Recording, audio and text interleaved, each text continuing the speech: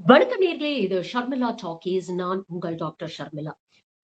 ஒரு நாளைக்கு முன்னால பாத்தீங்கன்னா, நிதியமைச்சர் நிர்மலா சீதாராமன் அவர்களுடைய கணவர் பரக்கல பிரபாகர் த வயர் அப்படிங்கிற ஊடகத்துல ஒரு ஆர்டிக்கிளும் எழுதியிருக்கிறாரு. கரண் தாப்பருக்கு இது சம்பந்தமாக ஒரு இன்டர்வியூவும் கொடுத்திருக்கிறாரு. அதுல அவர் சொல்லக்கூடிய விஷயங்கள் மேலும் மேலும் அதிர்ச்சியை கொடுக்கக்கூடிய விஷயங்களா இருக்கு.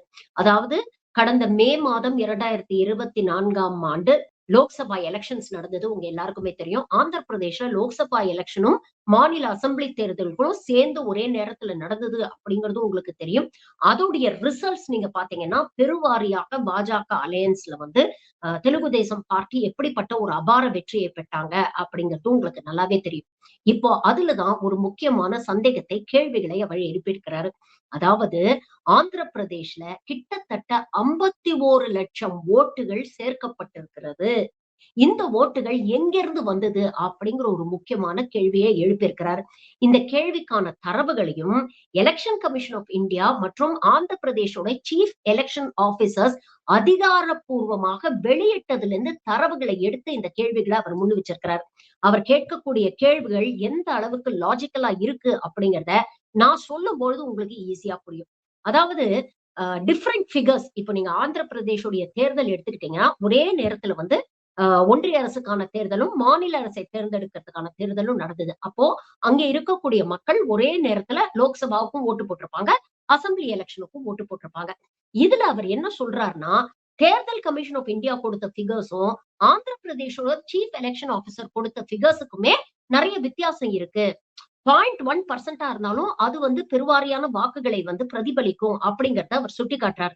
அவர் என்ன சொல்றாரு பாருங்க. மே 13ஆம் தேதி தேர்தல் நடந்தது. அன்னைக்கு சாயங்காலம் 5 மணிக்கு ஆந்திர பிரதேஷோட சிஇஓ வெளியிட்டதுல 68.04%, அதாவது 68% போல் ஆயிருக்கு அப்படிங்கிறாரு. அதே 8 மணிக்கு எலெக்ஷன் கமிஷன் ஆஃப் இந்தியா வெளியிட்ட அறிக்கையில வந்து 68.12, 5 மணி வரைக்கும் 68.12 அப்படின்னு சொல்றாங்க. ஆந்திராவில ஒரு சில இடங்கள்ல வந்து அடிக்கடி சண்டை எல்லாம் நடந்ததுனால போலிங் டைம் வந்து எக்ஸ்டெண்ட் பண்ணாங்க. சோ 11:45 PM வந்து ஒரு அறிக்கையை வெளியிடுறாங்க எலெக்ஷன் கமிஷன் ஆஃப் இந்தியா.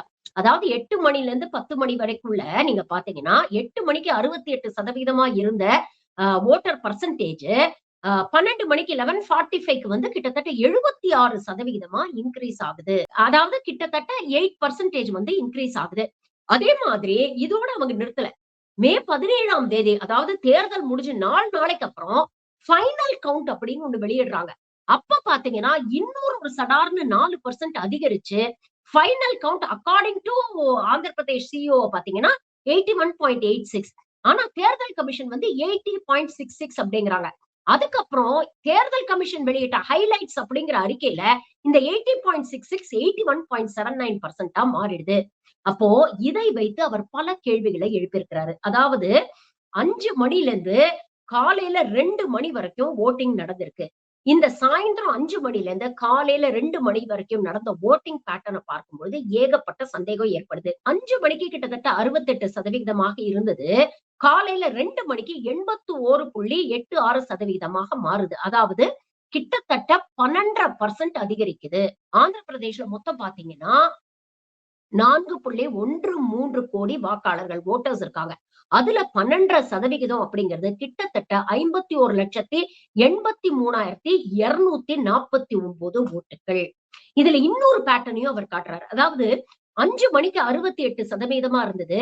8 மணி வரைக்கும், அதாவது 5ல இருந்து 8 அந்த 3 மணி நேரங்கள் பாத்தீங்கன்னா அது வந்து வெறும் 0.08% தான் அதிகரிச்சிருக்கு. அதாவது 5, 6 மணிக்குள்ள ஓட்டிங் முடிஞ்சிடும். அதுக்குள்ள நிறைய பேர் வந்துட்டாங்க அப்படின்னா என்ன பண்ணுவாங்க? பொதுவா ஓட்டிங் பூத்துல எல்லாம் என்ன பண்ணுவாங்கன்னா 6 மணியோட தேர்தல் முடியுதுன்னா அந்த கேட்ட க்ளோஸ் பண்ணிடுவாங்க. கேட்ட க்ளோஸ் பண்ண அப்புறம் அந்த கேட்டுக்குள்ள இருக்கிறவங்க மட்டும்தான் ஓட்டு போட முடியும். அதுக்கப்புறம் வெளியில இருந்து யாருமே வந்து ஓட்டு போட முடியாது. அது மட்டும் இல்ல, இந்த நேரம் கடந்து மீதி இருக்கிறவங்க ஓட்டு போடுறதையும் எலெக்ஷன் கமிஷன் சில விதிமுறைகளை பின்பற்றணும். அதாவது அங்க இருக்கக்கூடிய எக்ஸ்ட்ரா வாக்காளர்களுக்கு வந்து டோக்கன் கொடுத்துருவாங்க. கடைசி வாக்காளருக்கு 1ஆம் நம்பர் டோக்கன் கொடுத்து லைன்ல அப்படியே ஃபைனல் வரைக்கும் கொண்டு வந்தா அவங்களுக்கு எக்ஸ்ட்ரா எவ்வளவு பேர் இருக்காங்க அப்படின்னு தெரிஞ்சிடும். 2வது, டோக்கன் கொடுத்தப்பறம் இதை வீடியோகிராஃப் பண்ணணும். தெளிவாக எத்தனை பேர் வந்து எக்ஸ்ட்ராவா வந்து ஓட்டு போட்டிருக்காங்க, எத்தனை மணி வரைக்கும் இந்த ஓட்டு நடந்தது, அப்படி எக்ஸ்ட்ராவா ஓட்டு போட்டவங்க எல்லாருடைய ஃபேஸும் அந்த வீடியோ கேமரா ஃபுட்டேஜ்ல பதிவாயிருக்குதா அப்படிங்கறத உறுதி செய்ய வேண்டியது அந்த பூத்ல இருக்கக்கூடிய போலிங் ஆபீசருடைய பொறுப்பு. இவ்வளவு விஷயங்கள் இருக்கு. ஆனா இது எல்லாத்தையும் இவங்க தெளிவா செஞ்சிருக்கிறாங்களா அப்படிங்கறத தாண்டி இந்த பிகர்ஸ்ல அவர் சொல்லக்கூடிய விஷயங்கள் என்ன அப்படின்னு பாத்தீங்கன்னா, 5 மணிக்கு 68% இருந்தது. 8 மணி வரைக்கும், அதாவது எக்ஸ்ட்ரா டைம் கொடுத்து 8 மணி வரைக்கும் பாத்தீங்கன்னா 0.08%, அதாவது லெஸ் தென் 1% தான் அதிகரிச்சிருக்கு. இது நார்மல் ப்ரொசீஜர். ஆனா 8 மணில இருந்து 11:45 வரைக்கும் பாத்தீங்கன்னா இவர்களுடைய தரவுப்படியே 8.38% ஓட்ஸ் வந்து பதிவாயிருக்கு. அதாவது 68%ல இருந்து 76.5% மாறுது. இதை விட இன்னும் வியப்பு தரக்கூடிய விஷயம் என்னன்னா, 12 மணில இருந்து காலையில 2 மணி வரைக்கும் அந்த 2 மணி நேரத்துல கிட்டத்தட்ட 4% ஓட்ஸ் வந்து போல் ஆயிருக்கு அப்படின்னு சொல்றாங்க. அதாவது 8ல இருந்து 12 மணிக்குள்ள 8%, அதாவது 34 லட்சம் சொச்சம் ஓட்டு. அதே மாதிரி 12ல இருந்து 2 மணி வரைக்கும் பாத்தீங்கன்னா கிட்டத்தட்ட 17 லட்சம் ஓட்டு, 4% கிட்டத்தட்ட 17 லட்சம் ஓட்டு வந்து போல் ஆயிருக்கு. அப்ப அவர் என்ன சொல்றாருன்னா, இந்த 11:45ல இருந்து 2:00 வரைக்கும் இந்த கடைசி 2 மணி நேரத்துல கிட்டத்தட்ட 17 லட்சம் ஓட்டு போல் ஆயிருக்கு அப்படின்னு சொல்றாரு. அப்ப 3500 பூத்துல 17 லட்சம் ஓட்டு அப்படின்னு எடுத்துக்கிட்டீங்கன்னா, ரஃபா ஒரு பூத்துக்கு வந்து கிட்டத்தட்ட 491 ஓட்ஸ் வருது. அப்போ ஒரு நிமிஷத்துக்கு, அதாவது 2 மணி நேரம் நீங்க கால்குலேட் பண்ணீங்கன்னா, ஒரு நிமிஷத்துக்கு கிட்டத்தட்ட 3.6 ஓட்ஸ். 3 ஓட்டுனே வச்சுக்கோங்களேன். ஒரு நிமிஷத்துக்கு 3 பேர் ஓட்டு போட்டிருக்கணும். அப்படின்னா ஒருத்தர் ஓட்டு போட 20 செகண்ட் தான் டைம் இருந்திருக்கும். இதுல உச்சபட்ச வேடிக்கை என்ன அப்படின்னு பாத்தீங்கன்னா, 2 தேர்தலுக்கு அவங்க ஓட்டு போடுறாங்க. ஒண்ணு லோக்சபா தேர்தலுக்கு, இன்னொன்னு அசெம்பிளி தேர்தலுக்கு. 2 தேர்தலுக்கும் சேர்த்து இவங்க 20 செகண்ட்ல எப்படி ஓட்டு போட முடியும் அப்படிங்கிற கேள்வி அவர் எழுப்பியிருக்கிறாரு. அதாவது நீங்க பாத்தீங்கன்னா, ஒருத்தர் ஓட்டு போடணும்னா நீங்க முதல்ல போலிங் பூத்துக்கு போவீங்க, கியூல நிப்பீங்க, உங்களுடைய ஓட்டர் ஐடியா அவங்க வெரிஃபை பண்ணுவாங்க, அது இருக்கா அப்படின்னு செக் பண்ணுவாங்க. அதுக்கப்புறம் உங்ககிட்ட கையெழுத்தோ இல்ல தம்ப் இம்ப்ரெஷனோ வாங்குவாங்க. அதுக்கப்புறம் உங்க விரல்ல மை வைப்பாங்க. அதுக்கப்புறம் நீங்க போய் எலக்ட்ரானிக் ஓட்டிங் மிஷின்ல ஓட்டு போடணும். நீங்க ஓட்டு போட்ட உடனே விவிபேட் ஸ்லிப் வெளியில வராது. அந்த மெஷின் எப்படி டிசைன் பண்ணியிருக்கிறான், கிட்டத்தட்ட 7 செகண்ட் எடுத்துக்கும் அந்த விவிபேட் ஸ்லிப் வெளியில வரதுக்கு. அதுக்கப்புறம் நீங்க இன்னொரு பூத்துக்கு போய் அசெம்பிளி எலெக்ஷனுக்கு ஓட்டு போடணும். அங்க இன்னொரு ஒரு 7 செகண்ட். சோ 7, 7 14 செகண்ட நீங்க இந்த 20 செகண்ட்ல கழிச்சிட்டீங்கன்னா, ஒருத்தர் 2 எலெக்ஷனுக்கு ஓட்டு போடுறதுக்கு வெறும் 6 செகண்ட் ஆயிருக்கு அப்படிங்கிறது வர்ச்சுவலி இம்பாசிபிள். இதை செயல்படுத்தவே முடியாது அப்படின்னு அவர் சொல்றார். இது சம்பந்தமாக எலெக்ஷன் கமிஷன் கிட்ட கம்ப்ளைண்ட் பண்ணி தரவுகள் கேட்டா எலெக்ஷன் கமிஷன் கொடுக்க மறுக்குது. பரக்கல பிரபாகர் அவர் தரப்புல ஏகப்பட்ட கேள்விகளை முன்வச்சிருக்கிறாரு. ஃபர்ஸ்ட் அண்ட் ஃபார்மோஸ்ட் என்ன கேக்குறாருன்னா, பூத் வைஸ் டேட்டாவை ஏன் இமீடியட்டா பப்ளிஷ் பண்ணல? பூத்தோடைய பிரிசைடிங் ஆபீசர் கிட்ட போறாரு. இந்த டேட்டாவை உடனே வெளிப்படுத்தாததுக்கு என்ன காரணம் அப்படின்னு கேட்டிருக்கிறாரு. அதே மாதிரி மே 13ஆம் தேதி ஃபைனல் ஃபிகர் ஒண்ணு சொல்றீங்க. அதே மே 17ஆம் தேதி வேற ஒரு ஃபிகரை சொல்றீங்க. கிட்டத்தட்ட 4% அதிகமாயிருக்கு அப்படின்னு சொல்றீங்க. இது எப்படி நடந்தது அப்படிங்கிற கேள்வியை கேட்கிறாரு. மூன்றாவது, இந்த மாதிரி காலம் கடந்து பிரிஸ்கிரைப் டைம்க்கு அப்புறம் வந்து ஓட் போடுறவங்கள வீடியோகிராஃபி எடுத்திருப்பீங்களே, அவங்க கிட்ட நீங்க வந்து வெரிஃபை பண்ணிருப்பீங்களே, இந்த பிரிசைடிங் ஆபீசருடைய டைரியில அதற்கான என்ட்ரிஸ் இருந்திருக்கணுமே, இந்த என்ட்ரிஸ் எங்க, இந்த வீடியோ ஃபுட்டேஜ் எங்க, அதை காமிங்க அப்படின்னு கேட்கிறார். ஆனா எலெக்ஷன் கமிஷன் ஆஃப் இந்தியா உண்மையிலேயே நேர்மையா நடந்துக்கிட்டாங்கன்னா இந்த தரவுகள் எல்லாம் அவங்க கொடுக்கணும் இல்லையா? ஆனா நம்ம பாத்துக்கிட்டு இருக்கோம், கடந்த சில எலெக்ஷன்ஸ் ஆகவே வீடியோ ஃபுட்டேஜ கேட்டா தரம் இருக்கிறாங்க, கேட்டா உங்க வீட்டு பெண்கள் தான் வீடியோல இருப்பாங்க, அவங்கள வந்து நாங்க அசிங்கப்படுத்த முடியாது, அவமானப்படுத்த முடியாது அப்படின்னு சொல்லுவாங்க. மற்ற தரவுகள் ஏன் லேட்டா குடுக்குறீங்கன்னு கேட்டீங்கன்னா அதுக்கு பதில் சொல்ல மாட்டாங்க. இப்படி திடுதிப்புன்னு எக்ஸ்ட்ரா ஓட்ஸ் வந்து சேர்ந்திருக்கேன், இதற்கான காரணம் என்னன்னு கேட்டீங்கன்னா அதற்கான தெளிவான காரணங்கள் கொடுக்க மாட்டாங்க. எந்தவித டேட்டா கேட்டா அதையும் கொடுக்க மாட்டாங்க. இப்படி தொடர்ந்து எலெக்ஷன் கமிஷன் ஆஃப் இந்தியா யாருக்கு ஆதரவாக யாரை ஜெயிக்க வைக்க செயல்படுது அப்படிங்கிற கேள்வியை அவர் எழுப்பியிருக்கிறார். அது மட்டும் இல்ல, இதோடைய பொலிட்டிக்கல் இம்பாக்ட நீங்க கொஞ்சம் யோசிச்சு பார்க்கணும். ஆந்திர பிரதேஷ்ல கடந்த தேர்தல்ல நீங்க பாத்தீங்கன்னா, அதாவது சந்திரபாபு நாயுடு, பவன் கல்யாண், பிஜேபி இவங்க 3 பேரும் வச்ச கூட்டணி அபார வெற்றி பெற்றது. அதாவது லோக்சபா தேர்தல்ல நீங்க பாத்தீங்கன்னா 25 இடத்துல கிட்டத்தட்ட 21 இடம் இந்த கூட்டணி ஜெயிச்சது. YSRCP காங்கிரஸ் வந்து வெறும் 4 இடங்கள் தான் ஜெயிக்க முடிஞ்சது. அதே மாதிரி அசெம்பிளி எலெக்ஷன்ல 175 இடங்கள்ல கிட்டத்தட்ட கம்ப்ளீட் ஸ்வீப் 164 இடங்கள் இந்த கூட்டணி ஜெயிச்சது. YSRCPக்கு வெறும் 11 இடங்கள் தான் கிடைச்சது. அப்போ கிட்டத்தட்ட 51 லட்சம் ஓட்டு எக்ஸ்ட்ரா போல் ஆயிருக்கு அப்படின்னு வச்சுக்கிட்டீங்கன்னா 175 கான்ஸ்டிடியூவன்சில நீங்க டிவைட் பண்ணீங்கன்னா கூட ஒரு கான்ஸ்டிடியூவன்சிக்கு கிட்டத்தட்ட 29,150 ஓட்டு வரைக்கும் வருது. அப்ப யோசிச்சு பாருங்க, பல கான்ஸ்டிடியூவன்சிஸ்ல 10,000, 5,000, 2,000, 1000 அப்படிங்கிற வித்தியாசத்துல நிறைய வேட்பாளர்கள் தோல்வியை சந்திச்சிருக்கிறாங்க. நாம இத ஈவனா ஆவரேஜா டிவைட் பண்ணும்போதே ஒரு தொகுதிக்கு கிட்டத்தட்ட 30,000 ஓட்டு வருது. அப்போ இது தேர்தலுடைய ரிசல்ட்ஸ எந்த அளவுக்கு மாத்திருக்கும் அப்படிங்கறத யோசிச்சு பாருங்க. இது இப்பதான் நடக்குதா அப்படின்னு பாத்தீங்கன்னா, இந்த குற்றச்சாட்டு தொடர்ந்து பல்வேறு எலெக்ஷன்ஸ்ல பல்வேறு எதிர்க்கட்சிகள், சமூக ஆர்வலர்கள், தேர்தல் வியூக வகுப்பாளர்கள் எல்லாருமே இந்த குற்றச்சாட்டை முன் வச்சிருக்கிறாங்க. உதாரணத்துக்கு நீங்க பாருங்க, மகாராஷ்டிரா தேர்தலையும் இதே மாதிரி தான் நடந்தது. 6:45க்கு ஒரு லிஸ்ட வெளியிடுறாங்க. அதே 11:45க்கு ஒரு லிஸ்ட் வெளியிடும் போது அதுல சடார்னு ஜாஸ்தியா இருக்கு. இதை தாண்டி கவுண்டிங்க்கு முன்னால புதுசா ஒரு லிஸ்ட் வெளியிட்டாங்க. அதுல கிட்டத்தட்ட 75 லட்சம் ஓட்டு சேர்க்கப்பட்டிருக்குது அப்படிங்கறத ராகுல் காந்தி ஒரு பெரிய பத்திரிகையில ஒரு ஆர்டிகிளாவே டீடைலா எந்த அளவுக்கு ஓட்சோரி நடந்திருக்கு அப்படிங்கறத பத்தி எழுதினாரு. அதே மாதிரி 2024 தேர்தல் லோக்சபா தேர்தல்ல ஓட் ஃபார் டெமோக்ரஸி அப்படிங்கிற அமைப்பு ஒரு உண்மையான விஷயத்த வெளியிட்டாங்க.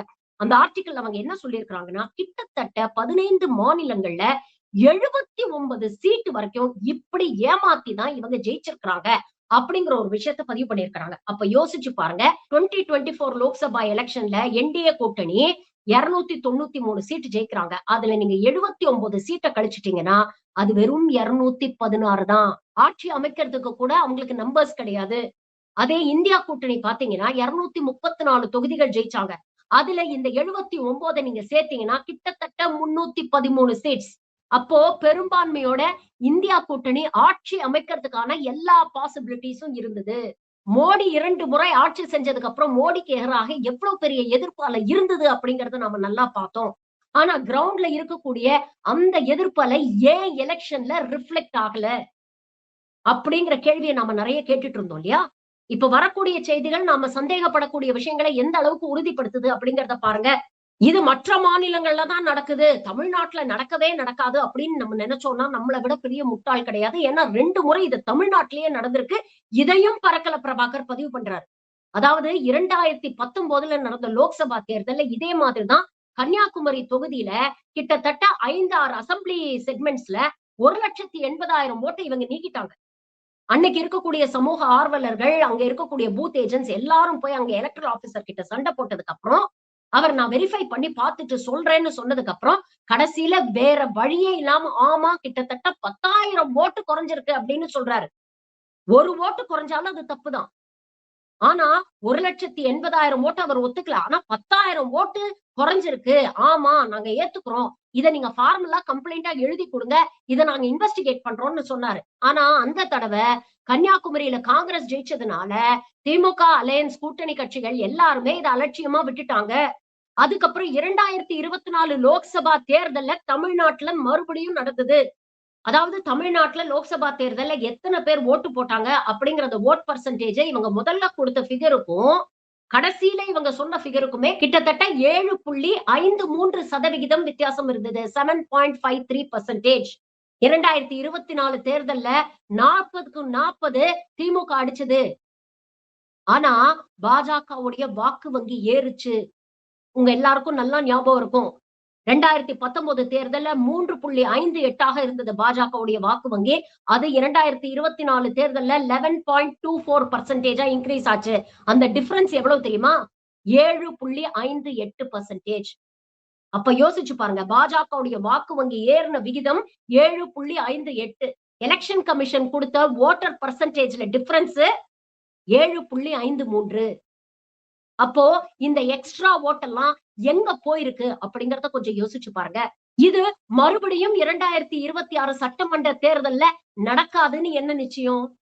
அதனாலதான் இங்க எவ்வளவுதான் திமுக கூட்டணி ஸ்ட்ராங்காக இருந்தாலும் கூட்டணியில் இருக்கக்கூடிய கட்சிகள், அந்த பூத் லெவல் முகவர்கள் தயவு செஞ்சு உஷாரா இருக்கணும் அப்படின்னு வார்ன் பண்ணியிருக்கிறாரு. இது எல்லா கட்சிகளும் இருக்கக்கூடிய பூத் முகவர்களுக்கு நான் ஒரு கோரிக்கையாவே வைக்கிறேன். அது திமுகவா இருக்கட்டும், இல்ல கூட்டணி கட்சிகளை சேர்ந்த பூத் லெவல் ஏஜென்ட்ஸா இருக்கட்டும், தயவு செஞ்சு உஷாரா இருங்க. நாம உஷாரா இருக்கும் பொழுதே 7% ஏறி இருக்கு. நாம இன்னும் கொஞ்சம் அலட்சியமா இருந்தோம்னா இந்த வாட்டி அது 15% மாறும். 15% மாறுனா அது ரிசல்ட்டை பாதிக்கும். என்னதான் இங்க திமுக கூட்டணிக்கு ஆதரவாக அலை வீசுது அப்படின்னு சொன்னாலும் நாம அலட்சியமா இருந்துட முடியாது. ஏன்னா பிஜேபி ஏன் இதெல்லாம் பண்ணுது அப்படிங்கறத முதல்ல நீங்க புரிஞ்சுக்கணும். தமிழ்நாடு போன்ற மாநிலங்கள்ல இவங்களுடைய பிரிவினவாத அரசியல் வேலை செய்ய மாட்டேங்குது. மைக்கேல்பட்டி லாவண்யா விஷயத்துல முயற்சி பண்ணாங்க, திருப்பரங்குன்றம் விஷயத்துல முயற்சி பண்ணாங்க. ஆனா அது ஒர்க் அவுட் ஆக மாட்டேங்குது. அப்போ அவங்களுக்கு வேற வழி இல்லன்னா தேர்தல் ரிசல்ட்ட டேம்பர் பண்ணுவாங்க. தேர்தல் ரிசல்ட்ஸ்ல கைய வைப்பாங்க. அப்படி தேர்தல் ரிசல்ட்ஸ்ல கைய வைக்கும்போது யாருக்கும் தெரியக்கூடாது அப்படிங்கிறதுக்காக தான் இந்த விஜய், சீமான் போன்ற பி டீம்ஸ களத்துல இறக்கி விடுறாங்க. பாருங்க, திமுக மேல மக்கள் அதிருப்தியா இருக்காங்க. ஆன்டி இன்கம்பன்சி இருக்கு. மக்கள் ஒரு மாற்றத்த விரும்புறாங்க. அதனாலதான் மத்தவங்களுக்கு ஓட்டு போட்டாங்க. ஓட்டு பிரிஞ்சிடுச்சு. அதனாலதான் திமுக ஜெயிச்சிடுச்சு. அப்படின்னு ரொம்ப எளிதாக இத கடந்து போயிருவாங்க. நீங்க தரவுகள் கேட்டீங்கன்னா குடுக்க மாட்டாங்க. வீடியோ ஃபுட்டேஜ் கேட்டீங்கன்னா குடுக்க மாட்டாங்க. கோர்ட்டுக்கு போனீங்கன்னா வருஷ கணக்குல இழுத்தடிப்பாங்க. இன்னைக்கு எஸ்ஐஆர்ல அதுதானே நடந்துகிட்டு இருக்கு. எவ்வளவு முறைகேடுகள் நடந்திருக்கு அப்படின்னு வெட்ட வெளிச்சமா தெரிஞ்சாலும் கோர்ட் அதை தடுத்து நிறுத்த ஏதாவது ஒரு முயற்சி எடுத்ததா? பொதுவா டெமோக்ரஸில வோட்டர்ஸ் தான் கவர்மெண்ட்ட தேர்ந்தெடுப்பாங்க. ஆனா இந்த எஸ்ஐஆர் மூலமா கவர்மெண்ட் வோட்டர்ஸ தேர்ந்தெடுக்குது. யாரு அவங்களுக்கு ஓட்டு போட மாட்டாங்களோ அவங்களெல்லாம் எஸ்ஐஆர் மூலமா வோட்டர் லிஸ்ட்ல இருந்து நீக்கிட்டு இருக்கிறாங்க. இதை செய்யக்கூடிய அரசாங்கம் இதை மட்டும் செய்யாதுன்னு என்ன நிச்சயம்? மாற்றம் மாற்றம் அப்படின்னு பேசுவாங்க. தயவு செஞ்சு ஏமாந்துராதீங்க. இப்படிப்பட்ட முறைகேடுகளை தடுத்து நிறுத்தணும்னா தமிழ்நாடு மக்கள் ஒன்றிணைந்து செயல்பட்டால் மட்டுமே முடியும். அதனாலதான் மாண்புமிகு முதலமைச்சர் மு.க.ஸ்டாலின் அவர்கள் தொடர்ந்து சொல்றாரு. இது DMK versus AIADMK, DMK versus TVK, DMK versus BJP கிடையாது.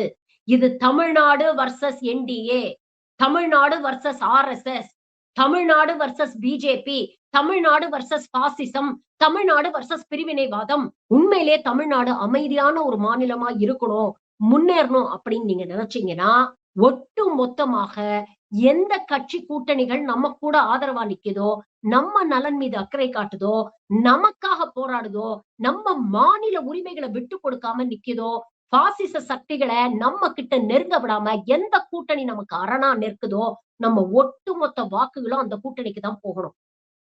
இல்லன்னா ரஜினி சொன்ன மாதிரிதான் தமிழ்நாட்ட அந்த ஆண்டவனாலையும் காப்பாத்த முடியாது. சிந்திச்சு பாருங்க. நன்றி, வணக்கம்.